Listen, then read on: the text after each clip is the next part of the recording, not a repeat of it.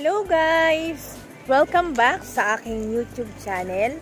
Sa mga hindi pa po nakakilala sa akin, ako po si Ate Laila ng Bicolano, Waraynon. For today's vlog, gusto ko lang po i-update sa inyong aking mga tanim sa aking rooftop. Lalo na po ang tanim kong dragon fruit. Paano ko po ba ito napabunga? Kasi po, halos 2 years na ang dragon fruit ko pero hindi pa namumunga. Ngayon gusto ko lang pong i-share sa inyo paano ko ba ito napabunga. Tara, let's samahan niyo po akong i-share sa inyo. Baka may mga dragon fruit kayo dyan na talagang hindi pa namumunga at talagang inip na kayo. Bago tayo magsimula, wag po sana natin kalimutang mag-share, mag-like at mag-subscribe naman po sa aking YouTube channel.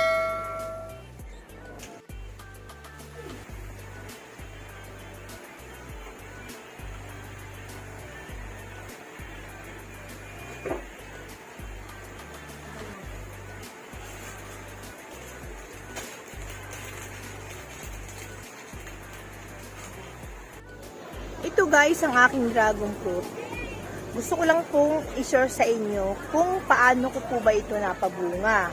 Medyo pinilit ko siyang pabungahin kasi 1 taon na siyang mahigit.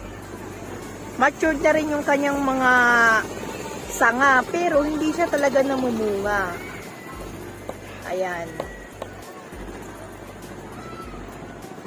Kung aakit kayo dun sa pinaka taas, nako makikita ninyo ang haba na.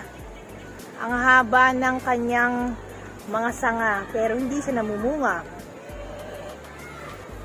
Ito, hindi ko talaga sure kung ano ang variety nito. Sabi nila, Red Moroccan daw po. Ayan, marami palang varieties ang dragon fruit. Paano ba pipitasin ng dragon fruit? Kailan ba siya dapat pitasin? Ito, mapapansin niyo na kapag makintab na ang dragon fruit, ayan talagang hinog na yan. O, diba? Kasi ang dragon fruits, ayon sa pagsisearch ko guys, 1 month lang pwede nyo nang pitasin. Ang nakakatuwa lang dito guys sa akin, dragon fruit, ang lalaki ng bunga niya. Ayan o, diba? Ayan yung isa nagtatago pa, pero 2 yun. Ayan, titigan yung mabuti. Diba? Yung nga lang, medyo naunahan tayo ng langgam, pero okay lang. Kanina naman na pinakita ko sa inyo na okay pa siyang kainin. So, ito guys, papakita ko sa inyo kung ano yung sikretong ginawa ko. Kung paano ko siya napabunga sa tinagal-tagal, halos 2 taon. Puro na lang sanga tumutubo sa kanya. Ito yung may mga dragon fruit. Ang sikreto niyan guys, ayan, hiniwaan ko siya. Ayan, para ma-stress siya. I-stressin niyo siya. Ayan. May nakikita kayo mga putol-putol dyan. Ganyan. I-stressin siya para pilit siyang mamunga. Ang buwan talaga na nag-i-start ang pagbubunga ng dragon fruit guys, May hanggang September. Umaabot pa nga raw ito ng October. Ito, nung ginawa namin to, in-stress namin siya June. Tapos pagkatapos ng June, second week ng June, napansin namin kasi galing kami ng Batangas, first week na, ang gulo ko, no, wait lang. Napansin ko guys, sinimulan namin tong ikat, ayan, sinimulan kong i-stress siya nung first week ng June. Tamang-tama, bago kami umalis dito papuntang Batangas. Pagkatapos ng 2 weeks, ayan, napansin namin na mayroon na siyang mga bulaklak. Hanggang sa lumalaki siya, natutuwa naman ako. Ang sabi sa mga na-search ko guys, 1 month lang talaga ang dragon fruit. Pwede mo na siyang anihin. O, diba? Eh, anong buwan na ngayon? June, July, August. Ang kagandahan lang, kahit sabihin na sumobra sa hinog, hindi mo lalaglagan dragon fruit. Yun nga lang, mauunahan talaga tayo ng insekto. Swerte kasi ito. Makikita nyo, maganda pa siya. Kaso nga lang bukas, mahirap na. Baka langgam na rin ang mauna sa akin, kaya pipitasin ko na. O, diba? Papatulong tayo guys na pitasin ng dragon fruit. Ayan guys, ang aking mga dragon fruit na talagang napatunayan ko na starting ng buwan ng May hanggang October, pwede kang makaani ng dragon fruit. Kasi ayan, hindi naman namin pinutol yan eh. O diba? Parang nahawa na lang eh dun sa kabila. Ayan, 1, 2, 3, 4, 5. Meron pa dun sa pinakabubong guys. At saka nakakatuwa itong dragon fruit na to. Kahit sabihin na nakatanim lang siya sa maliit na lalagyanan guys, tignan mo. Ayan, di ba? Ayan oh, may bonus pa. Halamang gamot guys. Mamaya guys, bubunutin ko to kasi makaka-apekto to sa pagbuo ng bunga. Baka mamaya hindi matuloy yung pamumunga, mabulok. Yung bunga, sayang naman. Kung mapapansin nyo guys, eto, maliit lang po yung kanyang pinagtaniman, no, di ba? Kalahati lang ng bottle, mineral water, di ba? Pero tignan nyo naman po kung gaano kadami ang sanga. O, yan. Nako, nakakasabik talagang magtanim ng dragon fruit. Ayan o, masyado siyang bumaluktot na sa kawayan, no? Tapos lumabas yung kanyang mga sanga-sanga. Ayan. O, diba? Ang dami. 2 piraso lang yan ng pinagtaniman. Ayan. Mineral water, guys. Ayan, o. Pero napakarami. Meron nga lang akong napansin, yung bunga niya, pag maraming sanga, maliit lang, guys. O, yan, o. Diba? Katulad niyan. Parang, ewan ko ha, kaya talagang sinisearch ko eh. Siyempre, mas maganda talaga yung based in my experience talaga. Ayan. Na hindi ganun kalalaki yung bunga. Pag ang dragon fruit ay masyadong maraming sanga, hindi ganun kalaki ang bunga. O, diba? Nakakatuwa. Kasi kami talaga ni Mother, mahilig kami guys sa prutas. Walang araw na hindi kami kumakain ng prutas. Kahit sabihin na saging lang yan, halimbawa halagang 50 pesos, talagang mahilig kami sa prutas. Tsaka minsan pa nga eh, nagtsatsaga kami mula sa maliit na pagtatanim or buto. Mula sa isang sanga, katulad niyan guys, mula sa isang sanga, ngayon tignan mo napakarami na. O, diba? Medyo pakita ko lang sa inyo. Ito yung halamang gamot. Ano na naman ba ito? Nakalimutan ko na naman guys. Ako talaga si Ate Laila, may limot-limot, no. Ito halamang gamot to. Wild na wild talaga yung ganitong halamang gamot guys, no. Pero ito, maraming gamot to. Kaya minsan, totoo lang, no, nangihinayang akong yung tanggal-tanggalin. Kaso nga lang, maapektuhan naman yung bunga. Tulad nitong kalamansi. Ayan guys, oh. Bunga ng kalamansi. Siyempre ito, marami tumamunga eh. Kaya, kailangan natin silang tanggalin para hindi makaapekto sa pagpaparami ng kalamansi. O, diba? Ang ganda ng isinunod ko sa inyo. Sana guys, meron kayong natutunan. Sa mga gustong magtanong pa kay Ate Laila, mag-comment lang po kayo.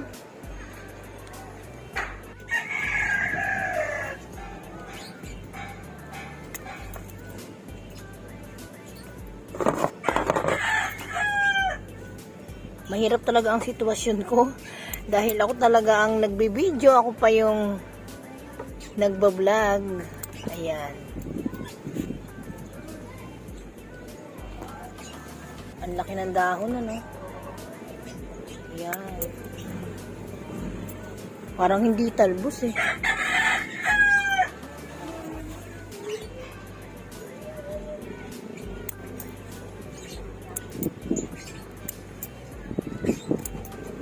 Grabe, ang lalaki niya. Ayan, pulot-pulutin na lang natin guys. Ito maganda yung, kumbaga yung mga sanga-sanga nito, ayan. Malambot lang siya.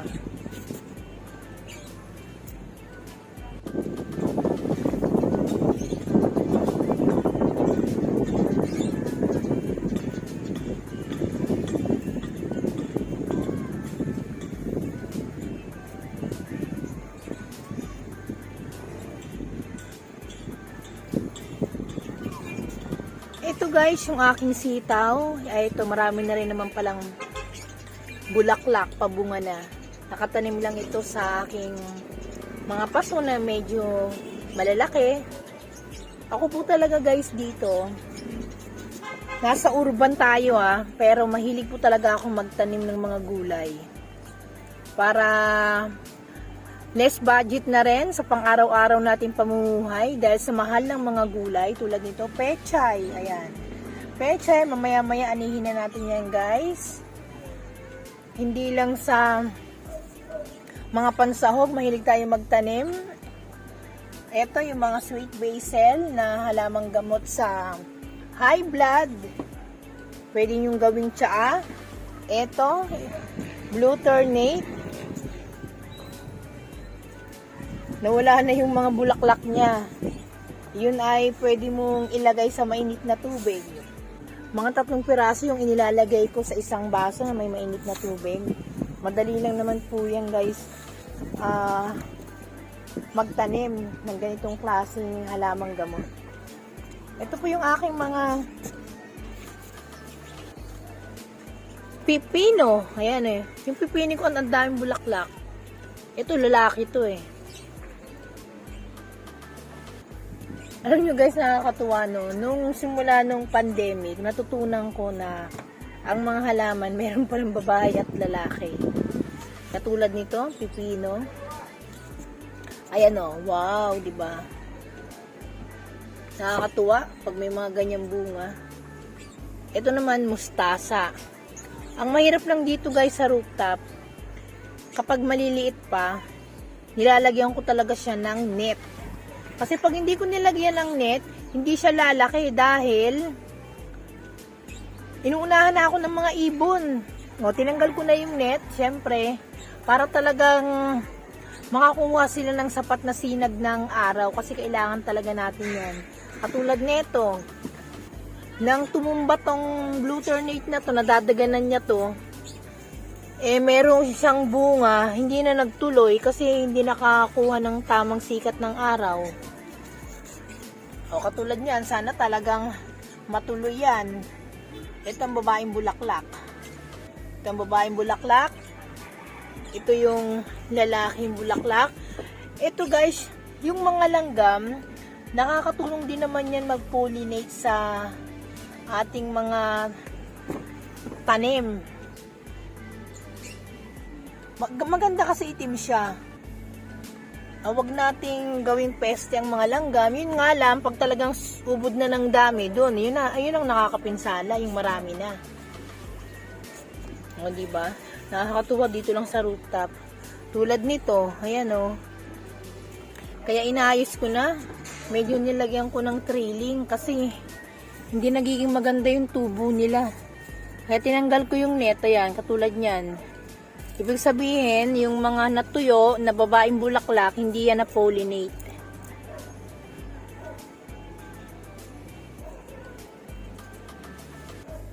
Buti wala siyang mga pulang langgam. Ayan, puro itim.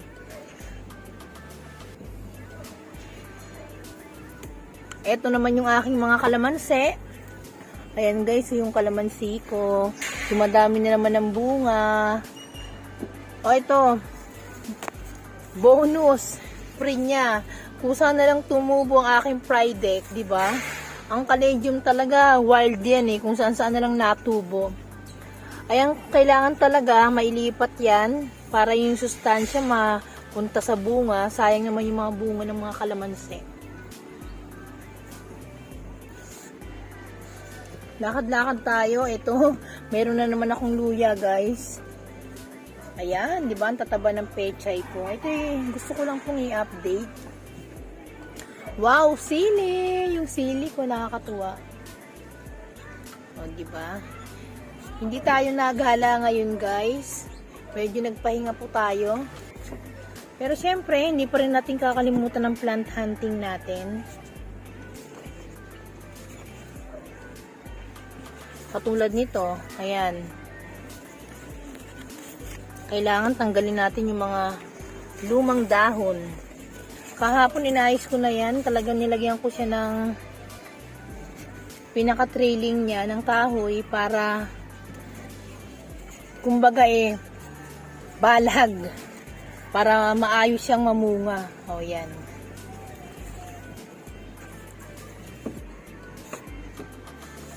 Wow, gumanda na yung aking croton. Maliit lang na paso ang pinaglalagyan niya. Oh, ito, grabe, ang tataba ng pechay ko. Meron tayo ritong pakwan. Yun nga lang, kailangan mailipat natin to sa mas magandang lalagyan. Baka hindi mamunga. Yan siya. Ito i-update ko lang, guys, yung aking mga tanim dito na mas lalong kumapal dahil laging umuulan. Ito yung aking cherry na galing kay Ate Mercy, di ba? Ang laki na. Ngayon meron akong technique na ginagawa, guys. Gusto ko lang i-share sa inyo. Yung mga gulay, lalo na yung mga prutas, ang ginagawa ko, pinipino ko ng pinipino, guys. Tapos nilalagay ko sa halaman. Tapos nilalagyan ko sa ibabaw ng another lupa. Para kaagad niya mapakinabangan yung sustansya. Ayan, katulad niyan. Para dyan na siya mabulok. Ito lang, guys, yung aking update sa aking rooftop. Isinama ko na. At least maipakita ko sa inyo. Yung aking bayabas, ito, lalagyan ko rin ito ng sustansya. Alam niyo, guys, mayroon akong ginagawa ng mga organic fertilizer na para mamunga. Kaso nga lang, tulang minsan sa dami kong ginagawa, natatamad ako. Ito po yung mga plants ko sa labas. Sa loob, yung mga naipropa ko, next video ko ipapakita ko sa inyo. Kasi hindi ako makapag-video sa loob, maraming sinampay. Ayan po yung aking mga rubber tree. Nung nilipat ko yung aking black prince, guys, ayan. Dito tayo sa ilalim. Ayan. Lumago na siya. Naku, meron na naman papaya, oh. Naligaw na naman.